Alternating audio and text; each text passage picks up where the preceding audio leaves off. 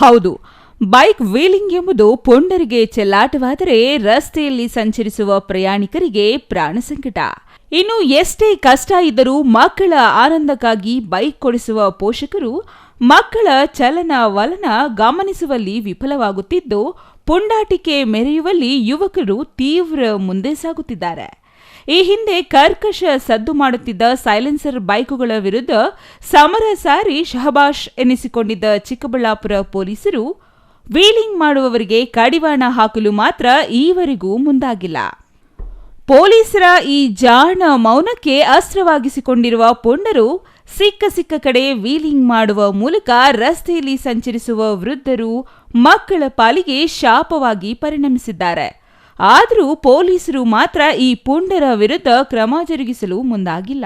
ಆದರೆ ಗೌರಿಬಿದನೂರು ಪೊಲೀಸರು ಕಾರ್ಯಾಚರಣೆಗೆ ಇಳಿದಿದ್ದು ವೀಲಿಂಗ್ ಮಾಡುತ್ತಿದ್ದವರ ಹೆಡೆಮುರಿ ಕಟ್ಟುವಲ್ಲಿ ಯಶಸ್ವಿಯಾಗಿದ್ದಾರೆ. ಗೌರಿಬಿದನೂರು ನಗರದ ಅಬ್ದುಲ್ ರೆಹಮಾನ್, ಮುಬಾರಕ್, ಕಾರ್ತಿಕ್ ಎಂಬುವವರನ್ನು ವಶಕ್ಕೆ ಪಡೆದಿರುವ ಪೊಲೀಸರು ಕಾನೂನು ತೋರಿಸುವಲ್ಲಿ ಯಶಸ್ವಿಯಾಗಿದ್ದಾರೆ.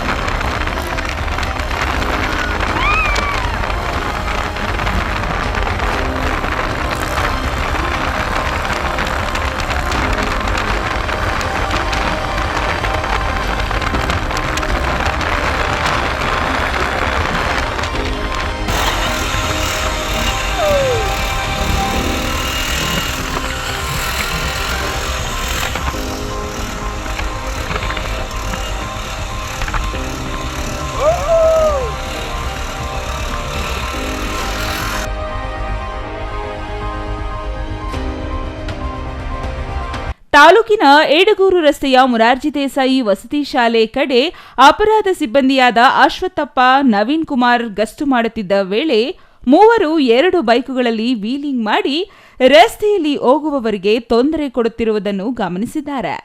ಇದನ್ನು ಗಮನಿಸಿದ ಸಿಬ್ಬಂದಿ ಮೂವರು ಪುಂಡರನ್ನು ಸೆರೆ ಹಿಡಿದು ಬೈಕ್ಗಳನ್ನು ವಶಪಡಿಸಿಕೊಂಡಿದ್ದಾರೆ. ಘಟನೆಗೆ ಸಂಬಂಧಿಸಿ ಗೌರಿಬಿದನೂರು ಗ್ರಾಮಾಂತರ ಠಾಣೆ ಪಿಎಸ್ಐ ರಮೇಶ್ ಗಗ್ಗುರಿ ಪ್ರಕರಣ ದಾಖಲಿಸಿಕೊಂಡಿದ್ದು ಕಾನೂನು ಕ್ರಮ ಕೈಗೊಂಡು ಬೈಕ್ ವೀಲಿಂಗ್ ಮಾಡುವ ಪುಂಡರಿಗೆ ಎಚ್ಚರಿಕೆ ಕೊಟ್ಟಿದ್ದಾರೆ. ಇನ್ನು ಬೈಕ್ ವೀಲಿಂಗ್ ಮಾಡುತ್ತಿದ್ದ ಆರೋಪದಲ್ಲಿ ಬಂಧಿತರಾಗಿರುವ ಆರೋಪಿಗಳಲ್ಲಿ ಒಬ್ಬ ಅಪ್ರಾಪ್ತನೆಂದು ತಿಳಿದು ಬಂದಿದ್ದು, ಅಪ್ರಾಪ್ತನಿಗೆ ಬೈಕ್ ನೀಡಿದ ಪೋಷಕರ ವಿರುದ್ಧ ಕಾನೂನು ಕ್ರಮ ಜರುಗಿಸುವಂತೆ ಪ್ರಜ್ಞಾವಂತರು ಆಗ್ರಹಿಸಿದ್ದಾರೆ.